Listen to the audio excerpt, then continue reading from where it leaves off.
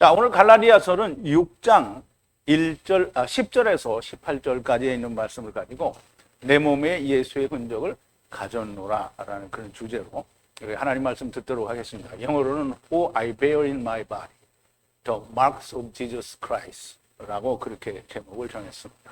우리 하나님 말씀을 좀 같이 볼게요. 제가 한 절 읽고 여러분도 한 절 읽고 교독하겠습니다.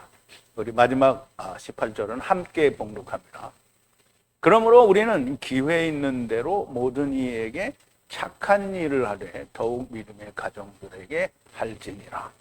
내 손으로 너에게 이렇게 큰 글자로 쓴 것을 보라.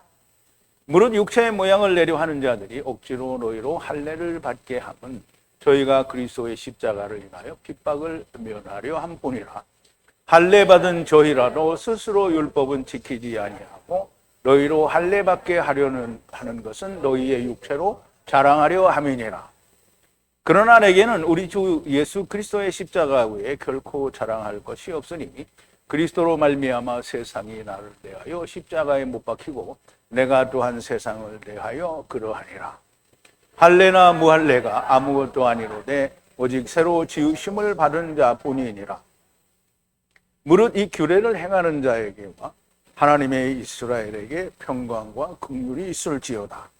이후로는 누구든지 나를 괴롭게 말라. 내가 내 몸에 예수의 흔적을 가졌노라. 형제들아, 우리 주 예수 그리스도의 은혜가 너희 심령에 있을지어다. 아멘. 우리 잠깐 기도하겠습니다. 사랑이신 은혜이고 긍휼과 자비이신 우리 아버지 하나님 앞에 감사와 찬송과 영광을 돌립니다. 갈라디아 교회 하나님의 복음, 하나님의 말씀, 예수 그리스도의 사랑과 십자가가 온전히 증거되어졌음에도 불구하고 많은 유대인들, 율법 지켜야 된다고 하는 유대인들 가운데 예수 믿는다고 하는 율법의 열광자들이 갈라디아 교회로 와서 예수 그리스도만을 믿는 것 가지고는 되지 않고 율법도 지키고 할례도 받고 모세의 율법을 지켜야 된다라고 그렇게 가르침으로 미혹을 받는 자들이 있어서 사도 바울이 갈라디아 교회에 그 미혹되는 자들을 향하여 책망하고 또 저들에게 하나님의 진리의 말씀으로 가르치는 내용을 저희들이 이제까지 공부해서 이제 그 마지막을 우리가 또 듣고 보고 배우게 됩니다. 하나님, 오늘날에도 예수 그리스도를 믿으면서도 여전히 율법을 지켜야 된다라고 하는 수없이 많은 사람들이 있사옵니다. 아버지 하나님, 하나님의 진리의 말씀이 들리는 사람들이 많이 나오게 하여 주시옵소서. 예수님의 이름으로 기도하옵나이다. 아멘.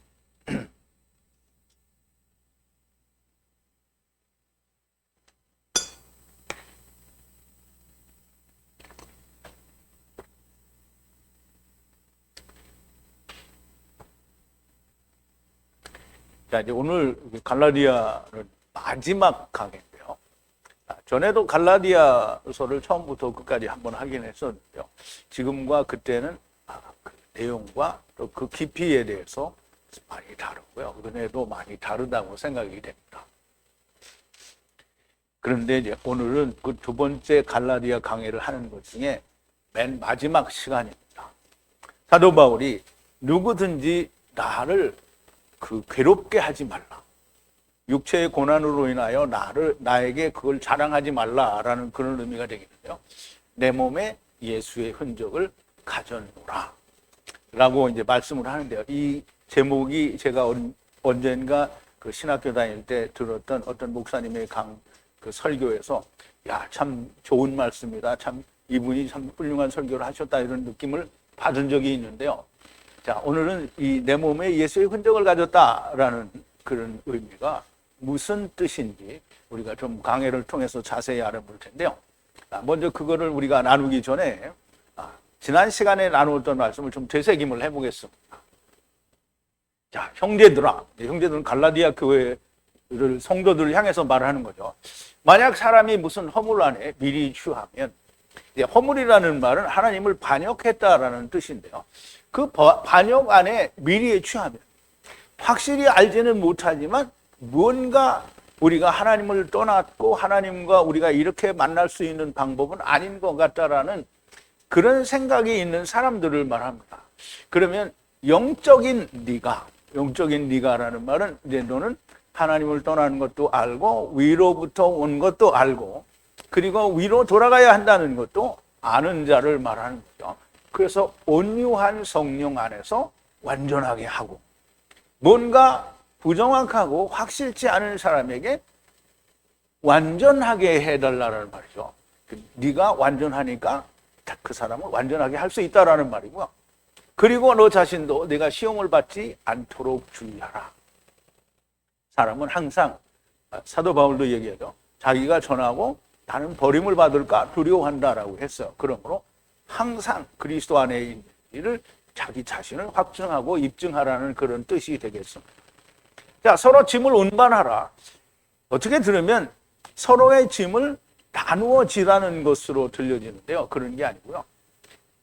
그리고 그리스도로 율법을 채우라. 그리스도의 율법으로 채우라 하려고 하면 나누어져서는 율법으로 채워지지가 않죠. 자기 건 자기가 줘야 된다. 그러므로 운반하라는 말은 우리가 어떻게 그리스도와 하나로 될 수 있는지, 채울 수 있는지에 대해서 서로 나누라는 그런 의미가 되겠습니다.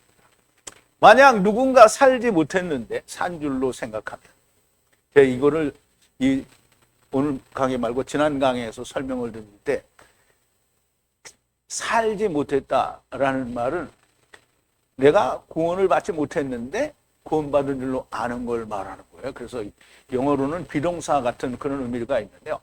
지금 내가 존재하는 이것이 다시 산 거를 말해요.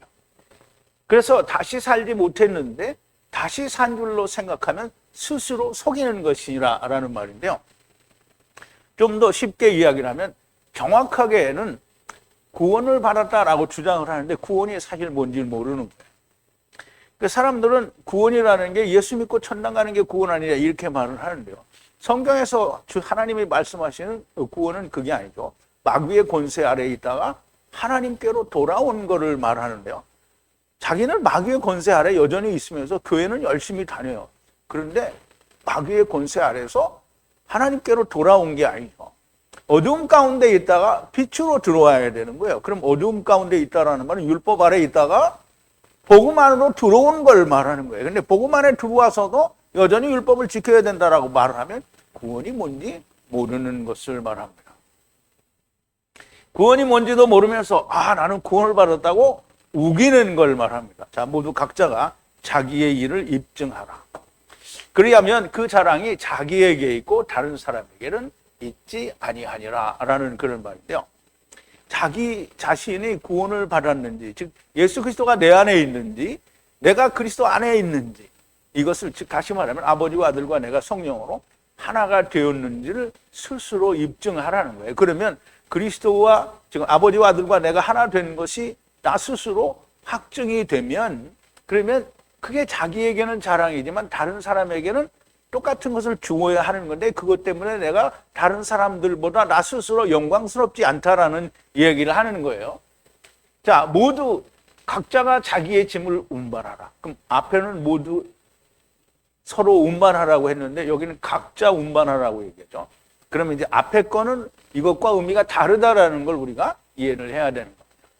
각자 자기의 짐을 운반하라. 자기 육체에 대해, 율법에 대해 자기 자신이 죽어야 한다는 걸 말합니다. 그러므로 누군가가 나를 위하여 대신 죽었기 때문에 내가 죽지 않아도 된다, 이런 건 성경에 존재하지 않습니다. 근데 이제 보세요. 우리가 예수 그리스도로 말미암아 예수님이 우리 대신 죽었으므로 우리가 죽지 않아도 된다, 이런 복음을 전에 많이 가르치고 또 그렇게 배워왔어요. 그런데 그런 걸 예를 들기를 옛날에 그 유럽에서 어디 프랑스인가 어디서 그랬다고 그래요. 군인을 나갈 수 없는 사람 대신에 다른 사람의 군인을 가면 이 사람이 군인을 안 가도 되는 거예요. 뭐 그렇게 있을 수 있어요. 그런데 하나님 나라에 대해서는 그런 게 존재하지 않습니다. 가장 적당한 비유 같지만 예수님이 뭐라고 했어요? 나의 멍에를 지라고 했잖아요. 예수님 걸 뺏어서 내가 지는 게 아니에요. 왜냐하면 멍에는 이스라엘의 그 멍에는 두 개예요.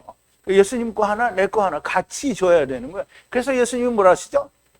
나를 따르려거든 자기 십자가를 지라는 거잖아요. 예수님도 졌어요. 그럼 너도 지라는 거죠. 그래서 같이 죽어야 되는 거예요. 대신 죽는 것은 존재하지 않는 거죠. 말씀을 가르치는 것을 나누는 사람, 그 동역자는 모든 선 안에서 가르치라. 그러면 이제 말씀을 가르치는 자와 말씀을 배우는 자가 그 가르치는 자에게 좋은 것으로 함께하라 이렇게 했는데요. 그런 뜻은 여기 없습니다. 말씀을 가르치는 모든 동역자들은 하나님의 선을 가르치라는, 사람의 선이 아니라 하나님의 선을 가르쳐야 한다라는 겁니다. 자, 속아 넘어가지 말고 하나님을 조롱하지 말라. 자, 속아 넘어가지 말라라는 말은 스스로 속이는 자가 되지 말라는 거죠. 자기는 구원을 받지 못했는데 나는 구원을 받았다라고 그렇게 믿고 있으면 하나님을 속이는 자가 되는 거예요. 그러니까 하나님 앞에서 주님은 분명히 마태복음 7장 21절 23절에서 얘기했죠. 나더러 주여 주여 하는 자마다 다 천국에 들어갈 것이 아니요 하늘에 계신 내 아버지 뜻대로 하는 자라야 들어가리라고 했어요. 그래서 사람들이 주여 주여 우리가 주의 이름으로 선지자 노릇도 하고 귀신도 쫓아내고 큰 권능도 행하지 아니하였나이까 하리니 그랬는데 주님이 그때 모른다고 했어요. 나는 너희를 도무지 모른다고 했어요. 그러면 주님이 도무지 모르면은 이 사람들은 뭐예요? 귀신도 쫓아내고 선지자 노릇도 하고 큰 권능도 행하면서 나는 구원을 받았다라고 이렇게 믿고 있는 거잖아요. 그러면 그게 속아 넘어간 거고요. 그러면 하느님을 조롱한 것이 되는 거예요. 만약 사람이 뿌린 것 위에 그것을 거둘 것이라는 말씀이 있는데요. 사람이 뿌린 대로 거둡니다. 결국 사람들 속담에도 그런 게 있어요. 뿌린 대로 거둔다 그러고요. 콩 심은 데 콩 나고 팥 심은 데 팥 난다고 얘기를 하죠. 그 세상 얘기를 하는 게 아니라 씨를 뿌리는 자는 첫사람 아담이시고요. 그분이 뿌린 대로 나중에 나중 사람 아담이 거둘 것이라는 말씀이 됩니다. 그래서 뿌린 것 위에 그것을 거두는 거예요. 근데 무엇을 뿌렸느냐 하는 게 문제죠. 자기의 육체와 연합하여 뿌리는 자는 육체로부터 멸망을 거둘 것이요. 성령으로 연합하여 뿌리는 자는 성령으로부터 영생을 거두리로다. 자, 이 말씀을 다르게 정리를 하면 자기가 받고 지금 율법 안에서 자기가 받아서 거둔 대로 뿌린다는 건데요. 멸망을 거둔 자, 즉 율법으로 자기가 의롭다라고 하는 걸 거둔 자, 즉 가인 같은 사람을 말하는 거죠. 뿌리는 자는 멸망을 뿌리는 자가 될 것이요, 영생을 거둔 자는 영생을 뿌리게 될 거라는 거예요. 그럼 바리새인들이 지금 율법주의자들이 계속 자기들의 거를 주장하고 자기들 걸 뿌려요. 그러면 그거 받은 사람들은 어떻게 되는 거예요? 자기들하고 똑같은 사람이 되는 거죠. 그래서 주님이 바리새인들에게 뭐라 했어요? 화 있을진저 서기관들과 바리새인들이요. 너희는 천국문을 붙들고 너희도 들어가지 않을 뿐더러 다른 사람도 못 들어가게 한다고 했어요. 그리고 교인 하나를 얻기 위해서 두루 다니다가 얻으면 너희보다 배나 더 지옥 자식이 되게 한다고 했죠. 그런데 예수 그리스도의 영생, 생명을 받은 사람은, 그걸 거둔 사람은 뿌릴 때마다 영생을 뿌리죠. 물론 이제 듣지 않으면 듣지 않는 사람이 망하는 거죠. 주님이 전하실 때에도 듣지 않는 자가 훨씬 더 많았어요. 그러므로 듣지 않는 자가 훨씬 더 많고 듣는 자가 적었기 때문에 예수님이 가짜가 아니잖아요. 그러므로 오늘날도 마찬가지입니다. 하나님의 말씀이 증거되어졌을 때 들으면 영생이고요. 듣지 않으면 유대인들, 이스라엘처럼 멸망하는 게 될 겁니다.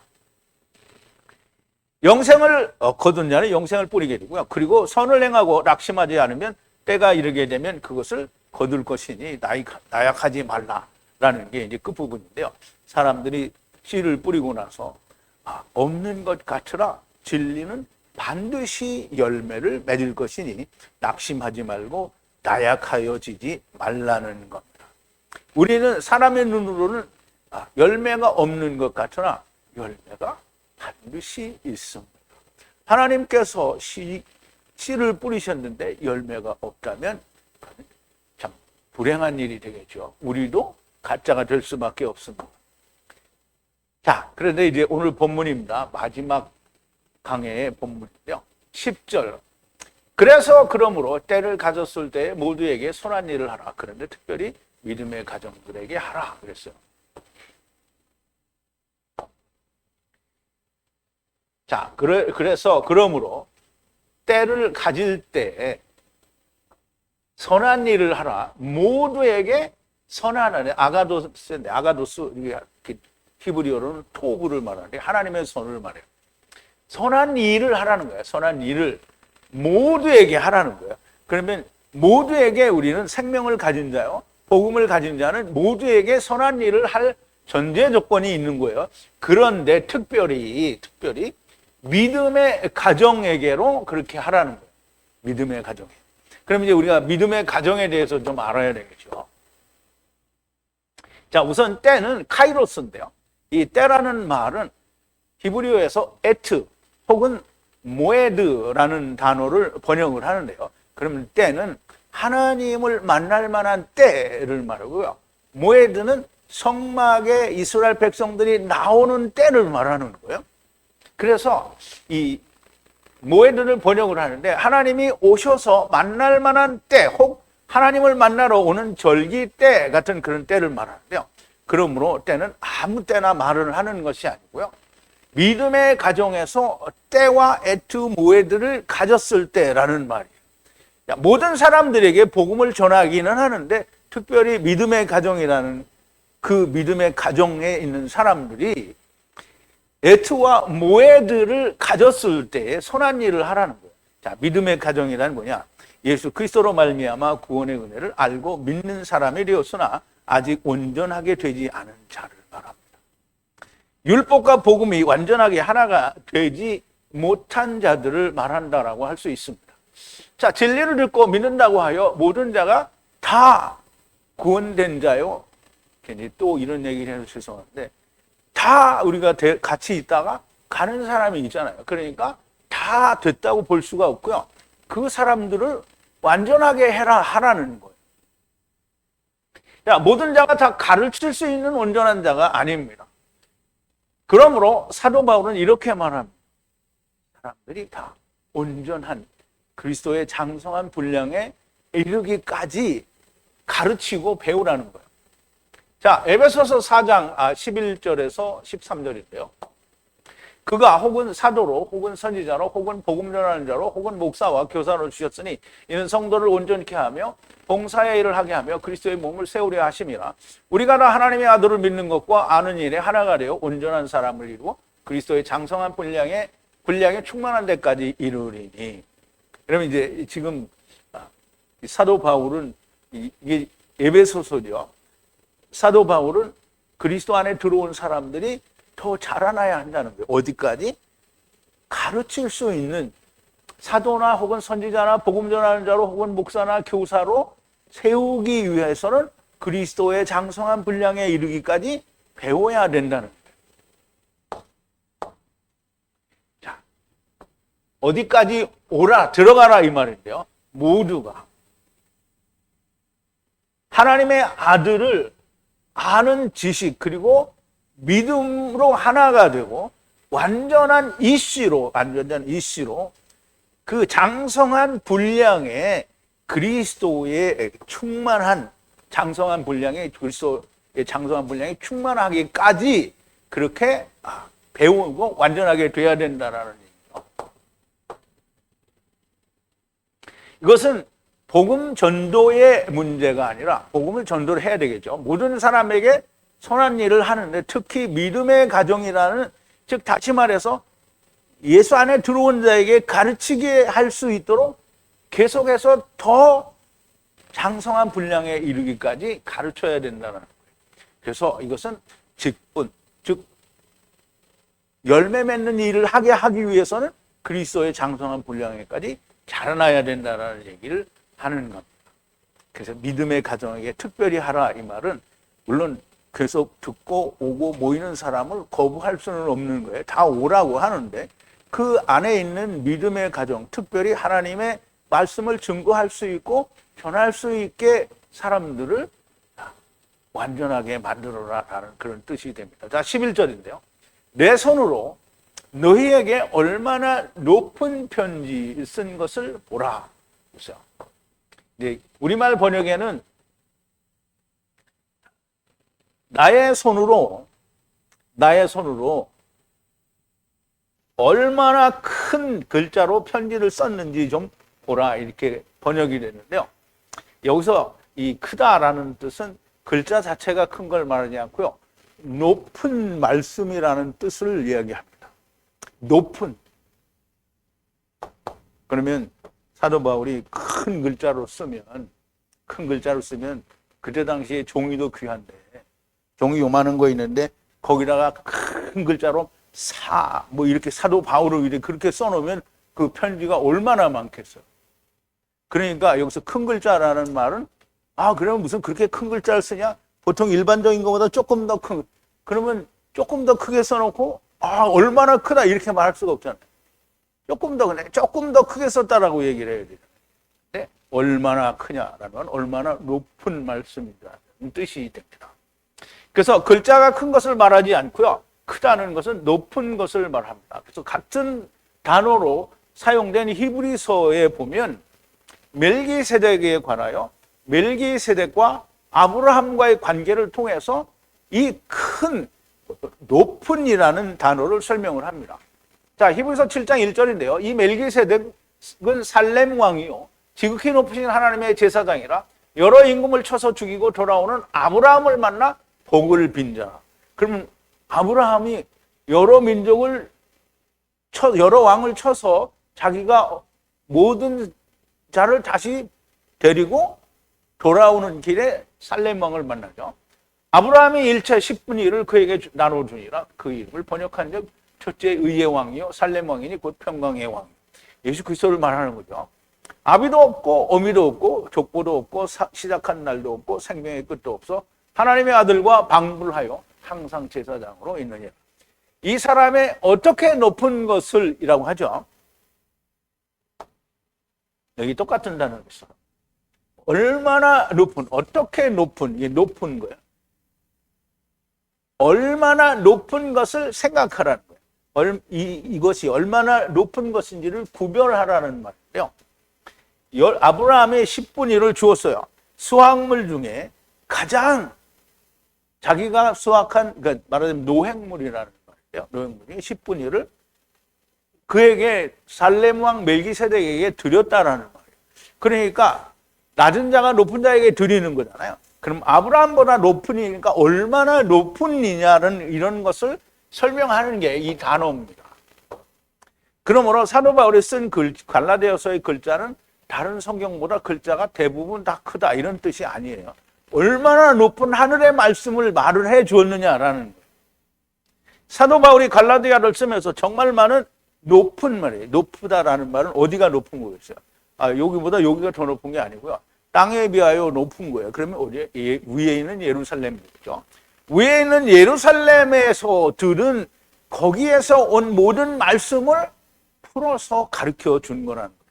하늘의 높은 말씀을 말씀하신 거라는 뜻이 되겠죠. 자, 12절인데요. 이제 우리가 갈라디아서 4장에서 분명히 얘기했죠. 그 하갈과 사라에 대한 비유로 얘기하시면서 하갈은 지금 있는 신의 산이니 지금 있는 예루살렘이라 이렇게 얘기했고 사라는 뭐라 했어요? 자유자니 하늘에 있는 위에 있는 예루살렘에 있는 자유자라 얘기를 했거든요. 그러면 지금 있는 예루살렘에 비하여 하늘에 있는 예루살렘, 위에 있는 예루살렘의 말씀이라는 거죠. 그게 어디냐면 모세가 하나님을 그러니까 신의 산 꼭대기에서 하나님을 만나서 받은 모든 말씀의 비밀을 가져온 거라는 얘기가 되겠죠. 자, 12절인데요.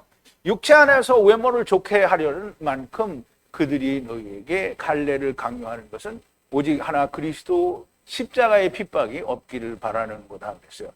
우리말은 좀 쉽게 번역이 됐는데요. 무릇 육체의 모양을 내려 하는 자들이 억지로 너희로 할례를 받게 하면 저희가 그리스도의 십자가를 인하여 핍박을 면하려 함이라. 그러면 이제 본래대로 되어 있는 거예요. 육신 안에서 기쁘게 하려는 것만큼 그 기쁘게 하려는 것은 뭐 이런 뜻이겠죠. 너희들을 할례를 받도록 강요하는 거예요. 강요하는 것은 저희들이 육신 안에서 기쁘게 하는 것을 하기 위해서, 기쁘게 보이기 위해서, 육신 안에서 좋게 보이기 위해서 강제로 할례를 받으라고 하는 것이지, 한 가지는, 그런데 그 한 가지가 뭐냐면 아니라는 거예요. 십자가, 그리스도의 십자가의 핍박을 안 받으려는 거라는 거예요. 그럼 이제 우리가 잘 이해를 해야 됩니다. 이스라엘의 유대인들이 예수를 믿으면 어떤 일이 발생을 하냐면 파문해버립니다. 그러면 유대 나라에는 예루살렘에 있는 수많은 예수 믿는 사람들이 율법의 열광자라는 거예요. 그 예수 믿는 거 아니에요. 겉으로는 예수 믿는다고 하고 다 율법을 지키는 거예요. 그게 누구하고 똑같아요? 오늘날 거기하고 똑같아요. 그러면 이 사람들이 나는 이거 아니고 나는 예수를 믿는다 이렇게 하면 이 사람들이 뭐 하냐면 출교를 시켜버려요. 파문한다는 거예요. 파문하면 이 사람들이 파문이 되면 금방 소문이 나요. 왜? 다 자기들은 똑같은 거잖아요. 뭐 예수 믿는 사람들이 많고 안 믿는 사람이 적으면 안 믿는 사람이 금방 평안하죠. 그런데 다 안 믿는 사람인데 믿는 사람 하나 나오면 딱 손가락질하고 쟤는 파문됐어요. 그럼 그 사람은 거래도 안 하고요, 말도 안 하고요, 이웃과 교통도 안 해요. 그러면 어떻게 돼요? 살기가 정말 힘들죠. 그러니까 예수를 믿고 싶어도 이거 자기가 살기가 힘드니까 안 해요. 그래서 핍박을 면하기 위해서 할례를 받고 너희도 그걸 받으라고 하는 거예요. 그러면 그렇게 하는 사람은 어떻게 해요? 유대인들이 핍박을 안 해요. 그럼 파문을 안 시킨단 말이에요. 지금 사도 바울이 말하고자 하는 것은 그걸 말하는 거예요. 그러면 오늘날에도 똑같죠. 하나님의 진리의 말씀을 찾는다고 해놓고 진리의 말씀이 들리면 어떻게 해요? 가고 싶어. 근데 안 가. 왜? 괜히 갔다가 사진이라도 찍히거나 괜히 갔다가 코 끼면 어떻게 해요? 사람들에게 다 손가락질 받고 이단이라고 하고. 그래도 천국만 가면 좋지 않겠어요? 그런데 천국은 불확실하잖아요. 믿음이 없잖아요. 그러니까 우선 내가 세상에서 편하게 살아야 된다. 그게 핍박을 면하는. 그러면 오늘날 우리가 핍박을 면한다. 이게 제가 전에도 말씀을 드렸는데 핍박을 거부하는 자는 예수를 믿는 게 아니라는. 사도 바울이 율법을 지키려는 자들이 이유에 대하여 지적하는 한 가지가 예수를 믿으면 받게 되는 그리스도 십자가의 고난을 두려워하기 때문이라고 했어요. 그러면 그리스도의 십자가의 고난을 예수를 믿는 사람들은 무조건 그게 그렇게 정해진 거예요. 데살로니가 전서를 할 때도 그렇게 나오죠. 예수님이 제자들에게 뭐라 했어요? 너희를 미워하면 먼저 나를 미워한 줄 알라. 그러면 나를 미워했으니까 나하고 같은 말을 하는 너희도 미움을 받는 게 당연한 거예요. 그러므로 예수님이 핍박을 받으시니까 너희도 핍박을 받을 거라는 거예요. 자, 이 말씀이 맞는 것이 오늘날도 진리를 말하는데 가고 싶어도 이단으로 정죄될 것이 두려워 오지 못하는 자들이 많이 있다라는 겁니다. 당시의 율법주의자들도 다 그런 부류의 인간들이 있었다라는 말씀을 하시는 거죠. 자, 13절인데요. 할례 받는 저들이라도 율법을 지키지 아니하고 그러나 너희들에게 할례를 받게 하려는 것은 너희의 육체로 자기의 자랑을 하려는 것이라 그랬어요.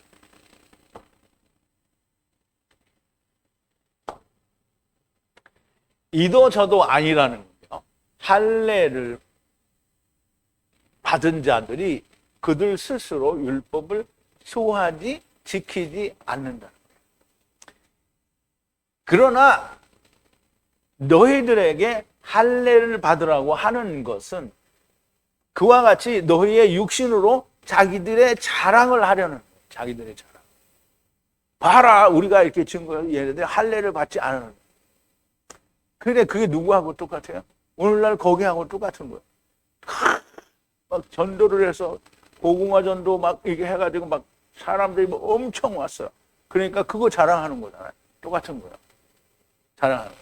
그런데 예수 그리스도의 복음이 뭔지, 영생이 뭔지에 대해서는 가르치는 일이 없어요. 영생이 뭐냐? 천국 가서 영원히 사는 게 영생이다. 그거는 맨 마지막에 둘째 사망 이후에나 가능한 일이다.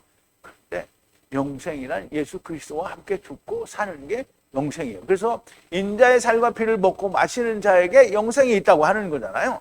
그러므로 인자의 살과 피를 먹고 마시는 것은 그리스도의 멍에를 함께 지고 죽고 다시 사는, 함께 다시 사는 게, 이게 뭐예요? 영생입니다. 그게. 근데 자기들이 자랑을 하려고 그 할례를 받게 하려는 거죠. 할례를 받은 저들이 율법을 지키지 않는다. 이게 우리가 이제 지난번에도 이 설명이 잘 이해가 안 됐던 것으로 보이는데요. 할례를 받은 자들은 뭐예요? 율법을 지키는 자들이 할례를 받은 자들이잖아요.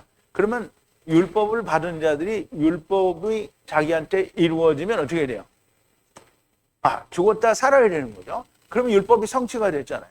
그러면 율법에 대해서 더 이상 말을 안 해야 돼요. 그런데 율법을 지킨다는 거는 유대인들이 우리가 생각할 때 율법의 행위 하나하나를 잘 지키는 거를 율법을 지킨다라고 생각하는 거잖아요. 유대인들이 그렇게 지금 율법을 지키고 있는 거예요. 그런데 예수님이 율법을 다 이루셨잖아요. 그러니까 율법 아래 지금 들어가 있으면 주님이 하신 일을 부정하는 게 되잖아요. 그러므로 율법을 지킨다라는 것은 율법의 행위를 지키는 것을 말하지 않고요. 유대인들이 율법을 얼마나 잘 지킵니까? 그걸 지킨다고 하는 게 아니란 말이죠. 율법을 지키지 않는다는 것은 율법이 이미 이루어지고 성취가 되었는데 성취되고 이루어진 대로 하지 않는다는 거예요. 유대인들처럼 율법을 잘 지키라고 하는 것은 주님이 율법을 이루신 것, 성취하신 것을 지키지 않는 거예요. 그래서 너희가 율법을 지키지 않는다라는 말은 행위 하나하나를 지키지 않는다는 게 아니라 바울이 유대인들에게 말하는 것은 이걸 말하는 거예요. 자, 사도행전 23장에 보면 바울이 공회를 주목하여 가로되 여러분 형제들아 오늘날까지 내가 범사의 양심을 따라 하나님을 섬겼노라 하거늘 대제사장 아나니아가 바울 곁에 섰는 사람에게 그 입을 치라 명하니 바울이 가로되 회칠한 무렴이여 하나님이 너를 치시리로다 네가 나를 율법대로 판단한다고 앉아서 율법을 어기고 나를 치라 하느냐 하니 그랬어요. 자, 이 말씀을 우리가 원어로 우리가 좀 이해를 해볼게요. 그때 바울이 그에게 말하되 하나님이 너를 치실 거다라는 거예요. 하나님이 너를 치실 거다. 왜? 너는 회칠한 벽이라는 거예요. 회칠한 담이요.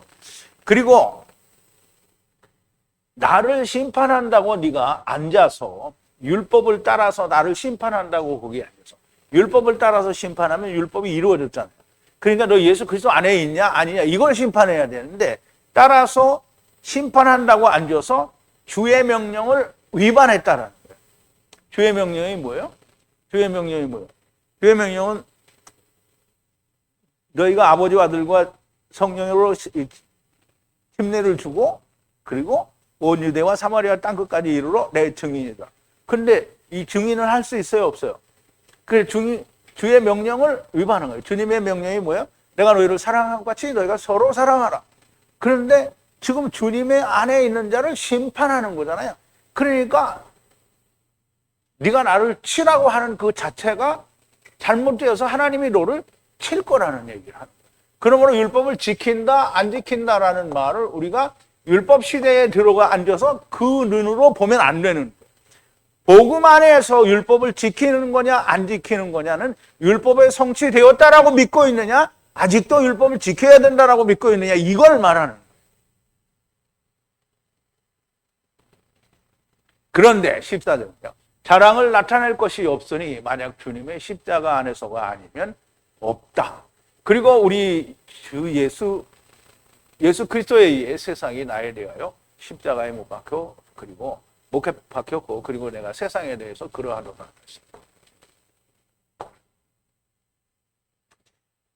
그런데 자랑으로 나타나야 할 것이 없다라는 거예요. 없다.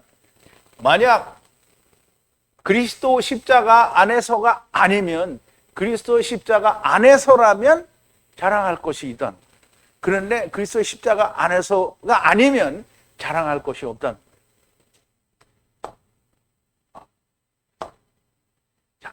우리 주 예수 그리스도에 의해서 내가 세상에 대하여 십자가에 못 박혔고 그리고 세상이 나에 대하여 못을 박혔다는. 그럼 이제 보세요. 우리 속담에도 그렇죠. 죽은 자식 뭐 만지기다 이런 말이 있는데요. 죽은 사람을 우리가 이제 그 수호지 같은 데도 보면 되죠. 그 하도 원한이 깊어서 자기에게 원한을 준 사람을 무덤 속에 있는 걸 끌어내서 저작거리다 놓고 그걸 완전히 다 싸대기를 치고 막 갈래갈라 찢어버려서 자기 원한을 푸는 게 수호진가 뭐 어디에 보면 그게 나와요. 근데 그게 죽은 사람을 그렇게 하면 무슨 소용이냐고. 죽었는데 자기는 그렇게 함으로 감정이 풀어질지 모르지만 죽은 사람한테는 아무것도 힘을 가하는 게 아닌 거예요. 자기 혼자만 미친 사람 되는 거죠. 글을 쓰는 사람은 그렇게 함으로 말미암아 독자들의 앙금을 풀어줄 수는 있는지 모르지만 그건 다 가상인 거죠. 예수 그리스도에 의해서 십자가에 대해서 십자가로 말미암아 세상에 대해서 내가 죽었어요. 그럼 세상에 대해서 죽었으니까 나는 세상과는 상관이 없는 거예요. 그럼 세상도 나에 대해서 상관할 수가 없다라는 게 지금 이 말씀이 되는 겁니다. 자, 이 세상에 자랑할 것이 없는 사람은 단 한 명도 없습니다. 이게 지금 사도 바울은 자기가 이렇게 말을 하는데 우리가 우리 자신을 보면 사람이 자기 자랑 안 하는 사람이 없어요.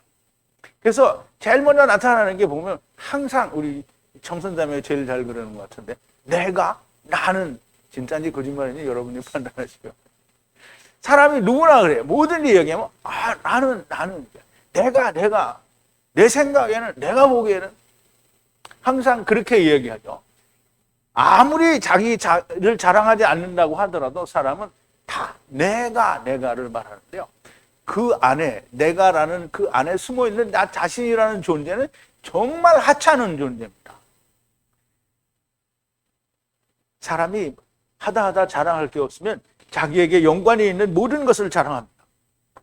그 이제 동영상 같은 데 보면 우리 작은아버지가 무슨 어디 지방 검사 그런 거 많이 나오죠. 사람들이 그거 얘기해요. 참 가련하죠, 가련해. 자, 육신이 무너지면 남는 것이 아무것도 없습니다. 그래서 자랑할 게 진짜 없는 거예요. 그런데 사람들은 이렇게 말하죠. 호랑이는 죽어서 가죽을 남기고 사람은 죽어서 이름을 남기고. 그럼 호랑이가 가죽 남겨갖고 호랑이 자신한테 무슨 의미가 있겠냐고. 사람만 좋은 거잖아요. 사람이 죽어서 이름이 남았어요. 제갈공명이든지 뭐 이순신이든 이름이 남았어요. 그래서 사람들이 남아있는 사람한테는 그 이름이 훌륭한 이름일 수 있어요. 그러나 그 죽은 자신에게는 뭐가 그렇게 영광이 있냐고. 죽어서 지금 어디가 있는지. 성경에서 말하면 죽은 자는 어디? 음보 아니면 아브라함 품에 가는 거잖아요. 그러면 우리가 그리스도를 알지 못하는 상태에서 아브라함 품에 가 있다라고 말을 할 수 없잖아요. 그럼 음보에 가 있는 건데요. 음보에 가 있는데 이순신 장군이 세상에서 아무리 훌륭하고 높은 이름을 가지고 있으면 그게 영생을 얻는데 도움이 되냐? 도움이 안 돼요.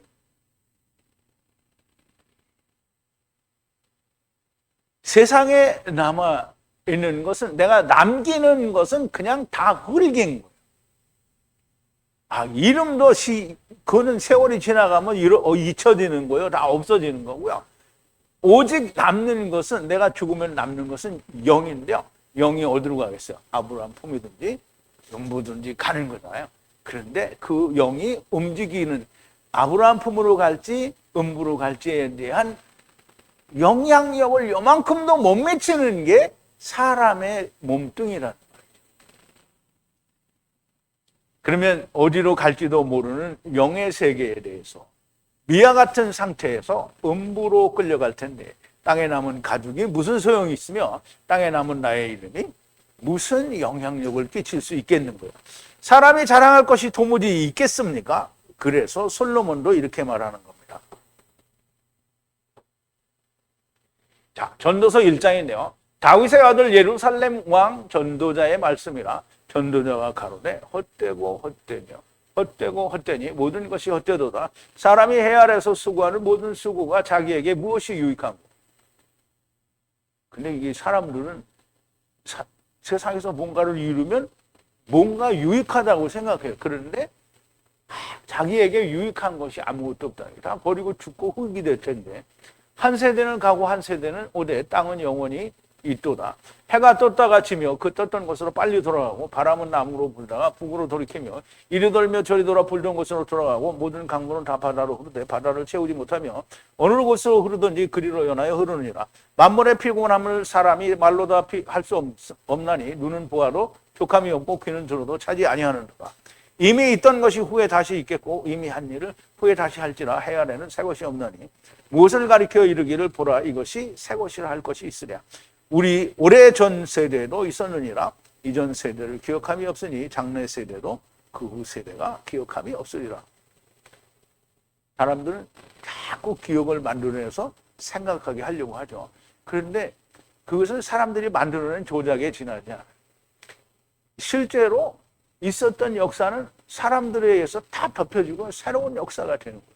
그러므로 이게 우리가 이조시대 때 그 왕실에서 사관들이 역사를 쓰는데 그런 것마저도 가짜가 너무나 많은 거죠.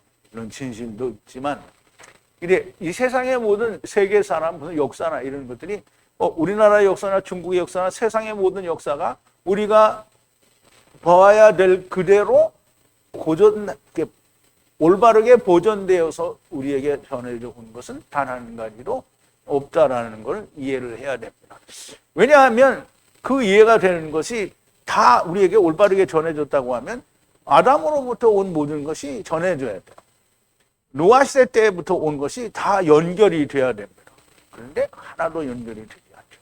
다 흩어지고 다 거짓이 되는 거죠. 허무한 것이 이 세상입니다. 아무짝에도 자기의 구원에 대해서는 할 수 있는 것이 없는 것이 세상입니다. 자, 그러나 살리는 것은 영이라고 하셨으니 영이 사는 길만이 자랑이 될 수 있습니다. 자, 요한복음 6장 63절인데요. 살리는 것은 영이니 육은 무익하니라. 내가 너희에게 이런 말이 영이요 생명이다. 영이라는 거예요. 뭐가? 살리는 것은 영이니 육신은 아무것도 유익하게 할 수가 없다라는 거고요. 내가 너희에게 이야기한 이 말이 영이요 그리고 영원한 생명이다. 예수님이 이야기하신 게 뭐예요? 요한복음 6장에서 예수님이 뭘 얘기했어요? 인자의 살과 피를 먹고 마시는 것이 예수 그리스도의 말씀을 먹는 것이고요. 그게 영을 살리는 말씀입니다.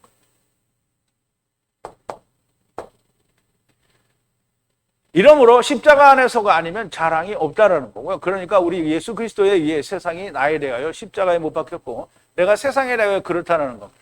하나님을 향한 영원한 생명이 십자가 안에서 있으니 십자가 안에서만 자랑이 있고 주님의 멍에를 지고 함께 죽고 함께 사는 것은 이 세상이 나에 대하여 상관이 없고 나도 세상에 대하여 상관이 없다라는 겁니다. 우리가 다 이렇게 살면 좋을 것 같아요. 자, 15절인데요.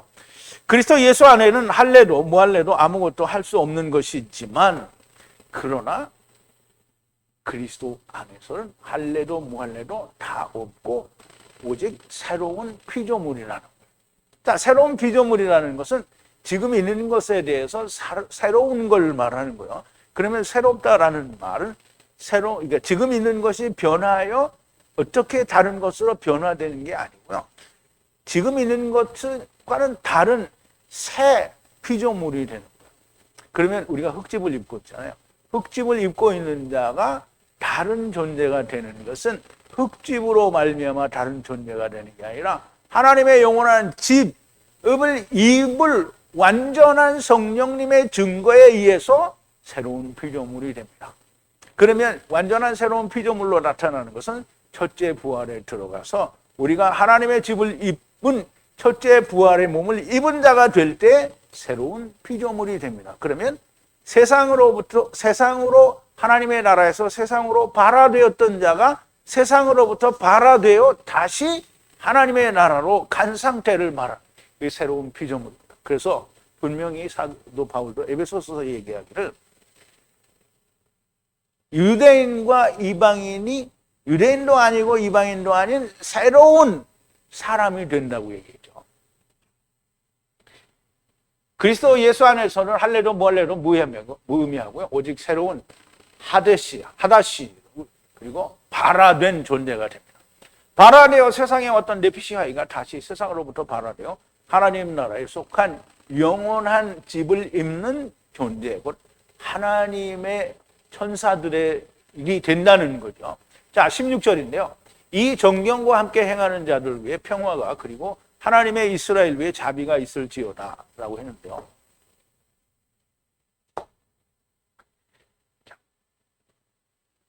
여기에 캐논이라고 했는데요. 캐논은 그전에도 설명을 드린 적이 있죠. 캐논은 정경이라는 의미를 가졌고요.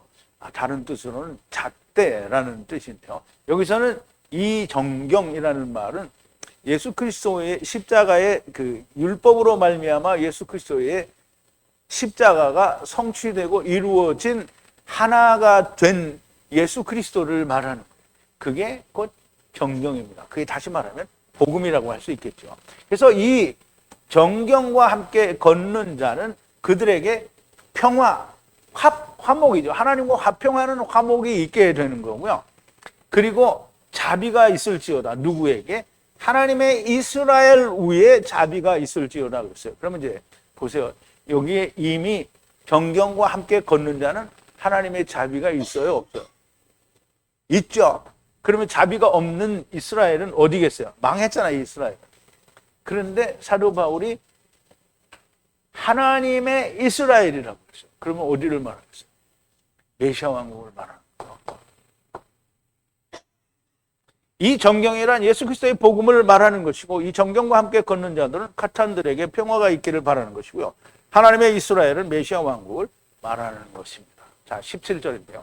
이제부터는 아무도 나에게 자기의 수고를 보이지 말라. 나는 주님 예수의 표시를 나의 몸에 가졌느니라. 이게 오늘 이제 제목의 내용인데요. 자, 이제부터는 나에게 아무도 수고를 전시하다, 보이지, 나타내지 말라는 거예요. 너 잘났다고 네 육체 잘난 거를 나에게 보이지 말라는 거죠. 내가 표시를, 주님 예수의 표시, 이제 우리 번역에서는 흔적이라고 했는데요. 표식이죠. 표식을 나의 몸 안에 가지고 있다는 거예요. 운반한다, 나르다 그런데요. 가지고 있다는 거예요. 예수 그리스도의 흔적을 가지고 있다는 거예요. 그러면 이제 우리가 이 흔적을 우리가 어떻게 이해를 해야 되는지 조금 설명을 좀 들어보자고요. 아마도 율법주의자들이 자기 자랑에 대하여 하시는 말씀에 대하여 이야기를 하는 것 같아요. 그런데 나는 주님 예수의 흔적을 나의 몸에 가지고 있다라는 말씀인데요. 표시, 스티그마라고 하는 건데요. 이거는 찌른다, 이렇게 창으로 뭐를 이렇게 찌른다라는 그런 의미를 가지고 있는데요.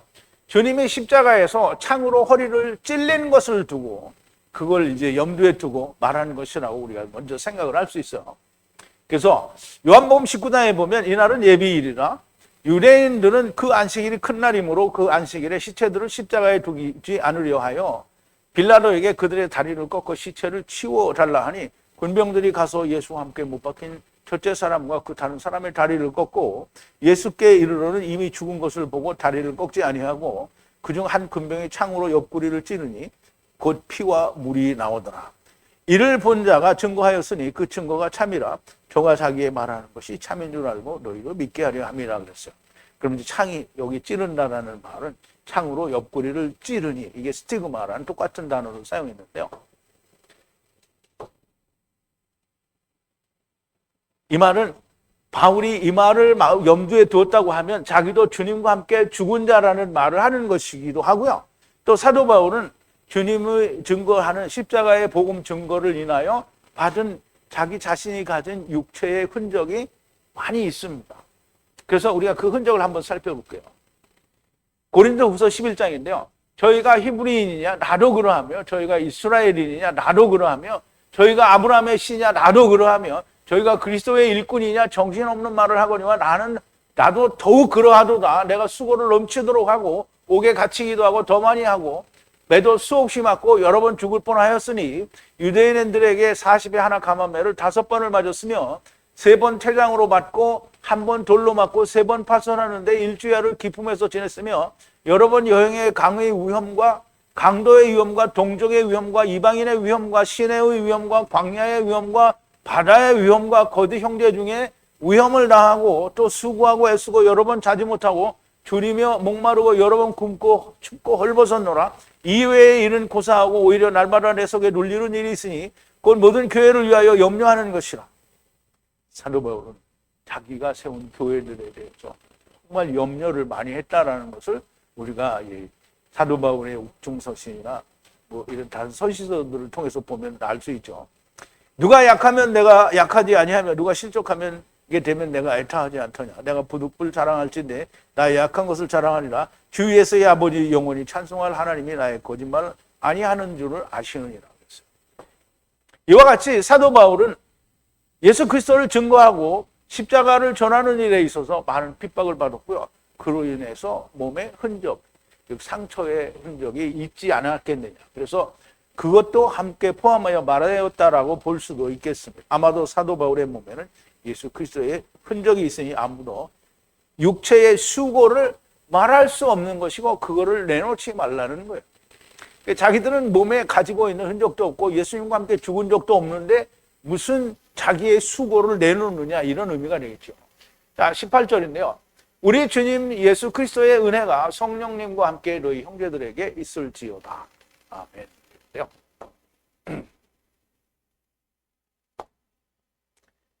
자, 이제 형제들아는 맨 끝에 나오고요.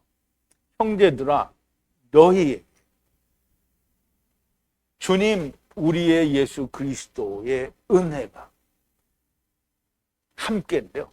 주님의 은혜가 성령님과 함께, 성령님과 함께 예수 그리스도의 은혜가 우리 주님 예수 그리스도의 은혜가 너희에게 있을지어다.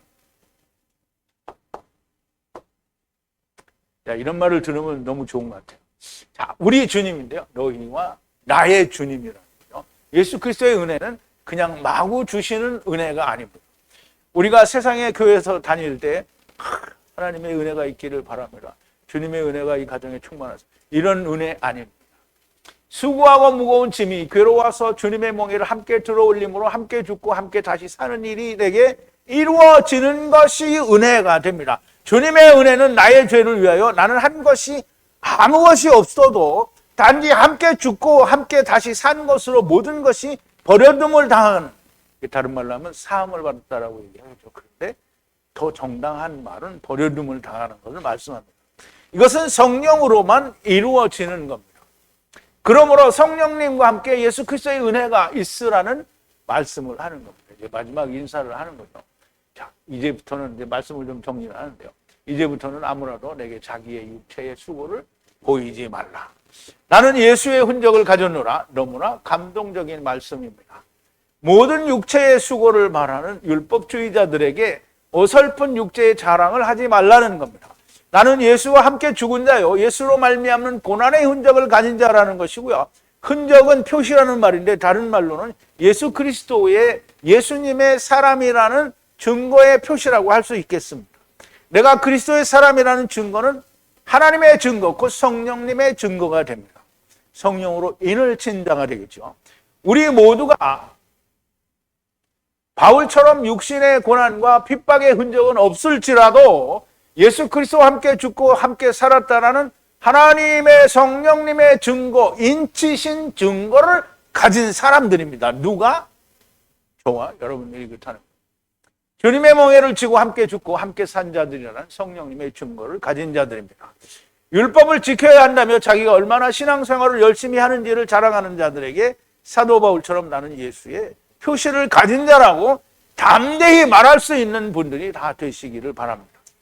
예수 그리스도의 군사가 되기에 조금도 부족함이 없는 분들이 되시기를 바랍니다. 오늘로써 갈라디아서 강의를 모두 마칩니다. 정말 놀라운 진리가 충만했던 갈라디아 강해가 되었습니다. 전에 이미 한번 했었지만 이번에는 더 깊은, 더 높은 말씀의 은혜가 있었던 것으로 여겨집니다. 특히 위에 있는 예루살렘에서 듣고 보고 배운 것이 모세가 시내산 위에서 여호와께 받은 모든 말씀에 대한 덮개가 벗겨진 것이라는 것은 너무나 깊은 감동의 말씀이 됩니다. 모든 하나님의 말씀으로 하나님의 온전하신 뜻을 알게 될 때마다 깊은 감동이 됩니다. 갈라디아서를 잘 마치게 해주신 하나님께 감사드리고요. 다음 시간에는 디모데 전서 그리고 후서를 만나게 됩니다. 우리 기도하시겠습니다. 전지전능하시고 그리고 하나님께서 데리고 오신 자들을 극진히 사랑하셔서 그 어느 누구로 하나도 버려두지 아니하고 4대에 걸쳐서 다 데리고 가신다라고 하는 하나님의 그 사랑은 정말 놀랍기 그지 없습니다. 아버지 하나님, 우리가 하나님께 대하여 잘 알지 못하므로 우리가 다 불지옥에 떨어져서 영원토록 고통받는다고 하는 미련한 말을 하게 됩니다. 아버지 하나님, 번역된 성경을 가지고 자기 생각대로 판단하는데 우리가 하나님께서 히브리어로 헬라어로 말씀해 주신 진리의 말씀을 통하여 하나님께서 우리에게 주신 참 생명의 은혜, 복음의 말씀들을 우리가 올바르게 깨닫고 야다하며 우리가 마땅히 이 땅에서 진리를 듣고 구원받아야 할 자들에게 생명을 전하고 증거하는 사람들이 되게 하여 주시옵소서. 예수님의 이름으로 기도하옵나이다. 아멘.